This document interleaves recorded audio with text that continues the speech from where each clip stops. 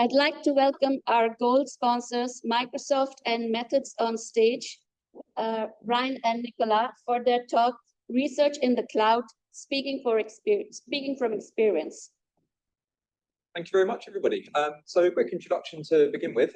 Nicola and I have done a few talks and stuff over the last couple of days. It's been great getting to interact with the audience, and great to see RFCCon growing every year as well. There's a massive audience this year compared to what we've seen in previous years, which is brilliant. So I'm Ryan. I'm from Microsoft. I am the academic research engagement lead covering the UK, and we're here in partnership with Methods. Hi, I'm Nicola. I'm from Methods. I'm an impact specialist, so that means I'm looking at those ripples. Like, so when we adopt a new technology or make a big investment, what are those ripples kind of downstream that we can kind of really sort of try and harness and make sure we sort of secure the future of the next generation. So what we wanted to do today with our short plenary session is to sort of present back to you some of the things that we've heard over the last couple of days, some of the conversations we've had with all of you as you've come past our stand, answer some of the questions that we've had written down on the stand to get your feedback and input, and kind of contextualize that with our experiences and what we're seeing across the technology sector at the moment, and how that interacts with the role of an RSE.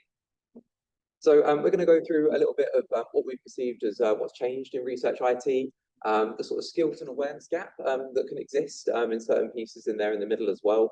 We'll touch on some bits and pieces around where we see the future going, and we really want to kind of reflect back, as I said, some of the things that we've heard from you all around the role of an RSE and how that then starts to intersect with the sorts of technologies which Microsoft and Methods are working in, particularly related to cloud computing, and seeing how that sort of interaction could look. And ultimately, we want to work with you. We want to understand what your feelings are in that space. What do you need from us? What do you think we could be doing? And how can we work better with you? So to start off with, research IT, what's changed? A lot has changed.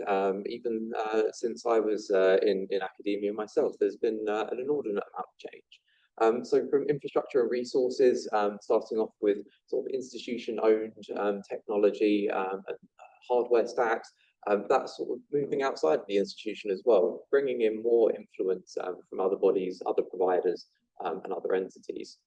Seeing lots of increase in national computing resources as well. Obviously, we've got the air resources represented with us today and over the last couple of days, which is great. So how do we then look at leveraging that alongside all of the different options which are available now? It felt like a long time ago that HPC was the definition of research computing, and it still has a massive role to play there. But it's not just HPC anymore. We've seen so many more people who don't necessarily come from computing backgrounds in their research domains now needing to leverage digital technologies in order to sort of keep up to pace, keep relevant in their research fields. I speak to the most number of digital humanities researchers than I ever have before, which I think is a really positive thing. But how do we take those people along on that journey as well and ensure that they've got the skills that they need? So skills and adoption, there's loads of stuff available. How do we ensure that people are using it in the right way, in the most effective way as well? It's not just about writing good code and reproducible code anymore. It's about how do people use the technology that code runs on as well. And then hardware costs as well. We've seen a massive dependency increase on GPUs with the rise of machine learning and broader AI technology. How do we ensure that with those costs that come with using that latest technology, how do we ensure that you still maintain access to those things that you need to be able to keep pushing that ceiling of the innovation that exists within the research software engineering community? So a lot has changed, and how do we ensure that we're sort of keeping up to pace with that change and ensuring that academia and academic research continues to push forward? So to why cloud? So I know the content on this slide will be familiar to most of you in this room, but I just wanted to sort of put into context my learning journey. So my learning curve has been so steep. Like a few months ago, I had never really encountered sort of cloud in any sort of real context, never written a line of code. And now I'm leading on a TRE at Imperial. So my learning curve is still going, and it's overwhelming at times. But the more I'm starting to get my head around what cloud is and what it can do, the more excited I get when I think about the research context, the ability to scale it, being able to access, you know, the latest technology without having to have that upfront investment, without having to kind of make the decision on what technology you want at one point in time, and that be it for your sort of duration of that research project.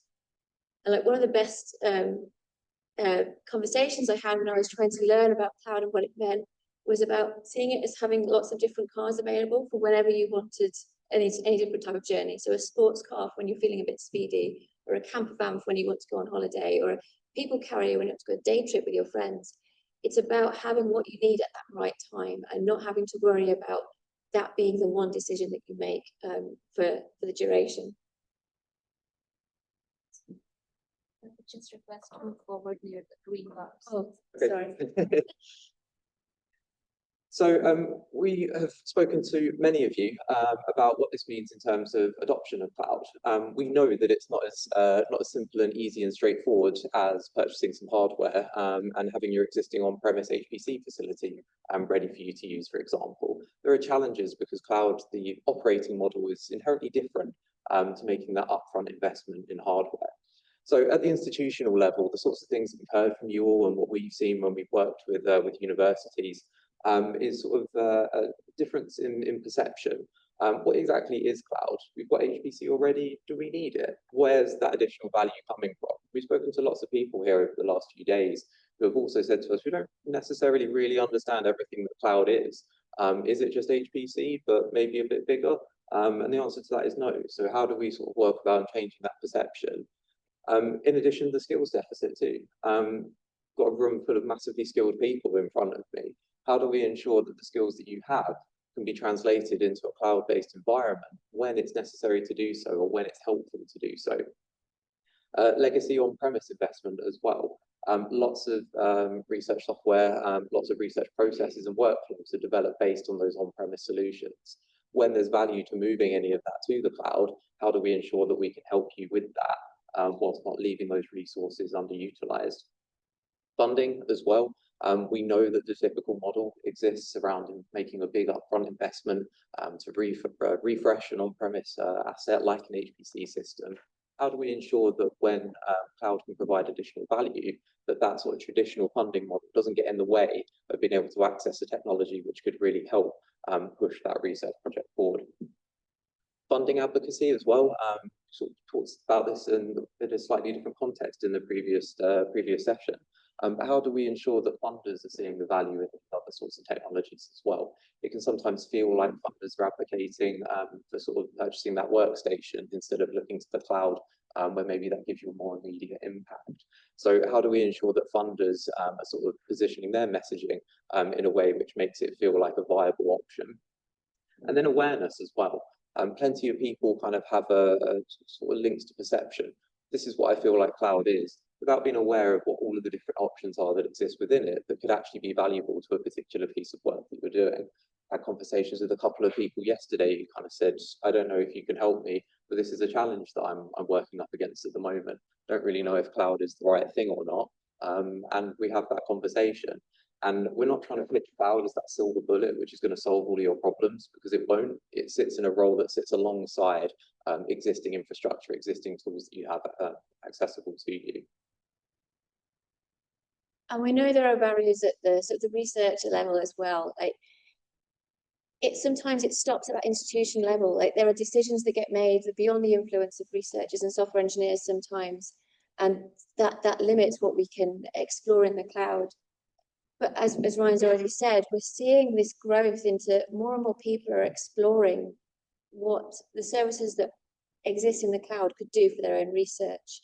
So AI is in everyone's phones now. So people are starting to think, well, you know, how can I leverage this to answer these big questions that I didn't think I had the technology to answer before. But with all that, there's a lot of uncertainty and risk. Like what can we do in the cloud? How might it work? Actually, maybe it's it feels like the slightly safer option to use a tried and trusted method, even though you know it's not quite the best technology that you could get your hands on. But that's the familiar solution. And of course, all this is wrapped up in sort of the training and support. Like what support is available, what skills do you need, where do you access it? It can feel quite overwhelming. I know that from my own learning curve. So where can we start making these barriers smaller, start taking them away, start sort of growing this capacity. So when we need to, when we want to, we can start exploiting what the cloud can offer. So in terms of what this can look like as we move sort of into the future, so we're seeing an unprecedented rate of change at the moment when it comes to hardware. Can institutions afford to keep that hardware up to date and ensure that you've got access to the latest and greatest if that's what you need for the particular piece of work you're doing? Digital growth in research, I mentioned earlier on, the number of humanities researchers I speak to now who are looking at digital solutions. How do we ensure that with that sort of influx of people who may not have needed support from an RSE or a digital skill set before, how do we ensure that they're well supported? Quantum computing, how do we ensure that everyone has access to that when that becomes more mainstream and more popular? Cloud-based options can provide routes to quantum computing as well. So how do we ensure that you keep up to pace? National trends. So DCIP announced their compute roadmap for the next few years a few weeks back. And DCIP are sort of adopting a cloud-first approach internally, and how are we going to see that reflect into the national sort of setup alongside existing investments like the air services. We're seeing other countries, so in the US, they have a cloud bank service, which is supported by NSF, which provides direct access to cloud computing when it's appropriate to do so. And then investment pressures as well. We know that the sector is under pressure. So how do we ensure that we're helping with optimization of when you need resources you're only spending when you're using? So finally, we're running short of time, but on a personal perspective, I just wanted to say it's been amazing to be here. It's my first conference with research software engineers, and I've got a 10-year-old at home who's got his heart set on this kind of career, and he's already started learning Python. I can see how exciting it is and how friendly this community is. And your skill sets are going to be crucial in helping researchers and institutions adopt the latest technology, how to optimize the resources they've got on site, cloud, a mix. There's going to be new technologies coming along. I can see from the talks that have happened this week, there's this body of enthusiasm and insight. We're going to be able to capitalize on all these new technologies, and we're going to be able to answer some of the most challenging research questions that we're facing today. And I'd love to continue the conversation with you in some way, shape, or form. So there's some open-ended questions here, like what's next? What's going to evolve? What are you excited about? So the last couple of points that we've got here, just to wrap up, based on what we've heard from all of you this week, like we've got these sort of comments here. A lot of people have spoken to us about wanting more of an understanding around what cloud is and what it can offer. Would this sort of a Cloud 101 sort of session for this community be valuable? We've had lots of people talking to us about concerns around cost control and transparency. We have solutions in that place. So how do we help you advocate for that within your own institution? Equally, simplification of platforms like Azure, they can be massively overwhelming. We've got solutions there as well. How do we help you? And we had a lot of people saying, I don't really know where to start if I wanted to sort of dip my toes in with cloud, what training is available. We built out researcher-specific training for the cloud. So there's a short link up there as well, but come and talk to us about these things. We'd love to be more deeply embedded within this community and understand what you would like from us in order to help you get an understanding to offer the best solutions to the research teams that you work with. Thank you very much.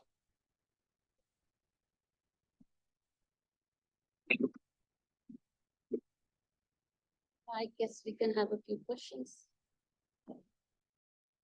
The base skill set of a developer programming does not overlap well with the setting up services in Azure. What is being done to simplify Azure to reduce those barriers? Yeah, absolutely. So whether it's Azure, whether it's any cloud, the sort of way in which you interact with that sort of platform, you need a base level of understanding and awareness to be able to then start doing the sort of work that you guys do on a day-to-day basis within that space. At the moment, that can feel like a massively steep learning curve. I would love to figure out how we build out a bit of a learning pathway, a learning track, in order to help flatten that learning curve. The sorts of training that you typically find on Microsoft Learn, for example, are not necessarily tailored towards this audience. But within my role within Microsoft, focusing on academic research, I would like us to change that. So we would love to work with you as a community, as I mentioned earlier on. How do we ensure that we can then work with you to build out the appropriate training pathways to help flatten that learning curve? I'll take the second one. How do you balance the fixed budgets of research grants with the potential unlimited costs of the cloud? Yeah, absolutely. This is something which we talk about all the time. So in terms of fixed budgets, default model with the cloud, as many people are aware, is this pay-as-you-go model. And quite often people are like, what about that cost ceiling? Is there a ceiling or is it unlimited? Now, we understand that within the research environment, this is something which is really, really important.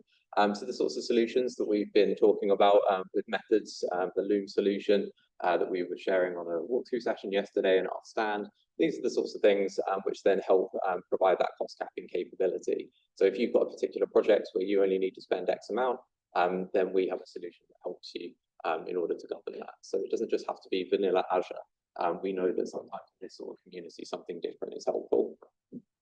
In terms of the top question that's up there, so somebody else's computer, how do you address sovereignty? Microsoft and other cloud providers are US companies, but we're UK institutions. Absolutely. So when it comes to sovereignty, there are a variety of different data centers that Microsoft run in different countries around the world that provide different accreditations to the different geographies that they're located in.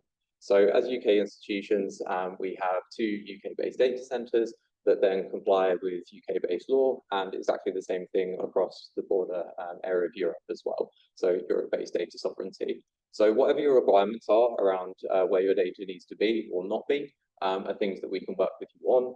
And that forms as part of the agreement that Microsoft have with your individual institution. So if you want more information around Microsoft's approach to data sovereignty, particularly within Europe, feel free to come by the Microsoft stand and I can share with you the latest information in that space. Thank you so much. Cool. Thank you.